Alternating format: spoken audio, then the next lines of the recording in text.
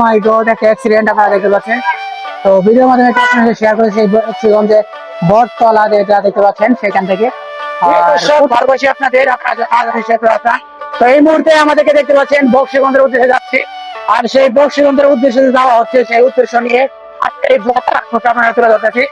প্রচুর পরিমাণ বাতাস, আর রমজান মাসে বুঝতে পারছেন কষ্টকর অবস্থা। কথা বলতে আপনার সঙ্গে অনেক বেশি কষ্টকর অবস্থা লাগতেছে। আমাদের সঙ্গে দেখুন ব্লগে অবশ্যই তুলে ধরবো সেই বক্সিগঞ্জের সৌন্দর্য। আর বক্সিগঞ্জে যারা রয়েছেন অবশ্যই কমেন্ট করবেন, যতগুলো ফ্যানগুলো রয়েছেন কমেন্টে আপনারা সবাইকে দেখতে চাই। তো বক্সিগঞ্জের সৌন্দর্য গুলো অবশ্যই তুলে ধরতে যাচ্ছি। তো আমাদের সঙ্গে এই মুহূর্তে আমাদেরকে দেখতে পাচ্ছেন সেই বক্সিগঞ্জ বাজারে। আর এই বাজারটা হচ্ছে শেখ জামালপুর জেলা। সেই জামালপুর জেলা থেকে কিন্তু একটু আপনাদেরকে শেয়ার করতে আজকে ব্লগের মাধ্যমে। তো দর্শক, এই মুহূর্তে আমরা বক্সিগঞ্জ বাজার থেকে একটু আপনাদেরকে শেয়ার করতেছি। তো আমাদের সঙ্গে থাকুন, যারা প্রতিনিয়ত আমাদের ব্লগগুলো দেখেন, ভিডিওগুলো দেখেন। তো পেট্রোলের সংকট খুব সমস্যা, কারণ আপনারা হয়তো জানেন আমরা অনেকক্ষণ থেকে পেট্রোল খুঁজতেছি কিন্তু পাচ্ছি না। তো সামনে অনেক দোকানে অবশ্যই জিজ্ঞেস করলাম, কারণ এখন বাংলাদেশে কিন্তু সবচেয়ে বেশি একটা ক্রাইসিস। কারণ এক সময় কিন্তু আসলে বেগুনের ক্রাইসিস ছিল রমজান মাসে, এখন বাইকারদের কিন্তু অবশ্যই পেট্রোলের ক্রাইসিস সবচেয়ে বেশি। কারণ অনেক বাইকার কিন্তু আসলে পেট্রোল পাচ্ছে না সঠিকভাবে।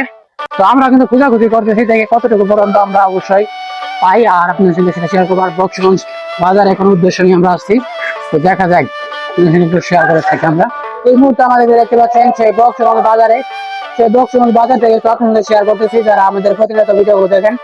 তো রমজান মাসে প্রচুর যানজট আপনারা দেখতে পাচ্ছেন, সেই ঈদের মৌসুমে সবাই কিন্তু কেনাকাটা নিয়ে ব্যস্ত।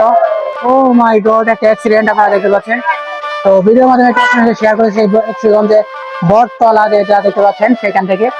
আর প্রচুর পরিমাণ যানজট, গাড়ি ঘোড়া চলাচল করে দেখতে পাচ্ছেন আপনারা, সেটা একটু শেয়ার করেছি। আর কতটুকু গন্তব্য আমাদের সেটা কিন্তু আজকে ভিডিওতে অবশ্যই দেখতে পারবেন সবাই। এই মুহূর্তে আমাদেরকে দেখতে পাচ্ছেন সেই জামালপুর জেলা যে বক্সিগঞ্জ, সেই বক্সিগঞ্জ থেকে কিন্তু একটু তুলে ধরতেছি আজকের এই ব্লগের মাধ্যমে। তো রমজান মাস উপলক্ষে আপনারা যানজট তো অবশ্যই দেখেন। আমরা এখন পর্যন্ত কিন্তু তেলের দোকান খুঁজে পাইনি, কারণ বক্সিগঞ্জে কিন্তু এখনো মানে পেট্রোল কিন্তু খুঁজে পাওয়া যাচ্ছে না। আমরা কিন্তু অনেক খুঁজতেছি, দেখা যাক কতটুকু পর্যন্ত আমরা খুঁজে অবশ্যই সফল হতে পারি। তো তেলের সংকটটা কিন্তু আমাদের অবশ্যই বাংলাদেশের সবচেয়ে বেশি এখন, কারণ তেল কিন্তু পাওয়া যাচ্ছে না। বিশেষ করে শেরপুরের বিভিন্ন পাম্পে কিন্তু তেল পাওয়া যাচ্ছে না, বক্সিগঞ্জে কিন্তু ঠিকভাবে পাওয়া যাচ্ছে না, পাম্পগুলো কিন্তু বন্ধ।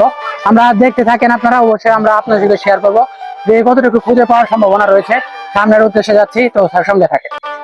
আমাদেরকে দেখতে পাচ্ছেন সেই বক্সিগঞ্জ বাবুল নূর কিস্তি জামে মসজিদ, আমরা এখন উপস্থিত।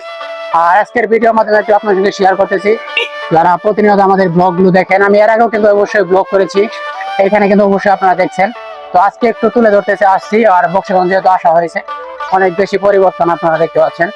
তো ভালো লাগার দৃশ্য রয়েছে, আর মসজিদ সম্পর্কে একটু তুলে ধরবো। তো আমাদের সঙ্গে থাকুন সবাই। আর এর আগেও কিন্তু আমি ব্লগ আপনার সঙ্গে শেয়ার করছি, দেখছেন অনেকেই।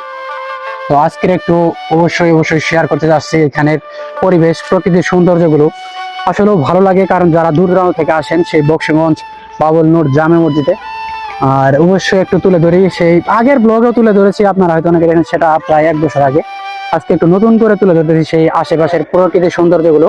তো অবশ্যই দেখতে পাচ্ছেন সেই গম্বুজগুলো একটু তুলে ধরার চেষ্টা করি, আপনারা দেখে থাকুন। কারণ এক কথায় অসাধারণ একটা পরিবেশে।